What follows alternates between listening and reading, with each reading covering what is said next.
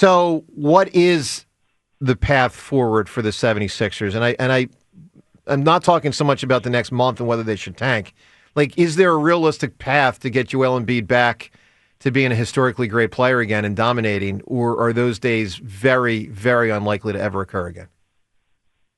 I would say they're unlikely only because of what we've seen recently and because every fix that has been proposed, or fixed for lack of a better word, because there isn't a fix. Like, just to be clear, and as I said, there's not an acute injury here.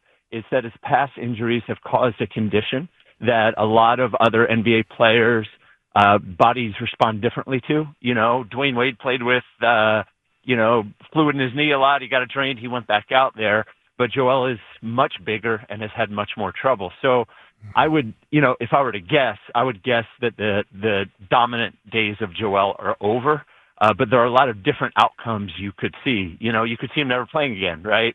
You could see like a John Wall thing where he comes back for 6 games and it doesn't work and then he's gone again. You could also see a world in which maybe he is a lesser player that tries to do less. Maybe he's a 20 or 24 minute player that is really effective. He's so skilled that I even think if his mind got there, I think he could be an effective player without having the physical, ability he's had before. But there are just so many different outcomes here, and I don't think a lot of them are super positive. Is it fair to say that this is a pain tolerance thing with a guy who is not tolerant of pain?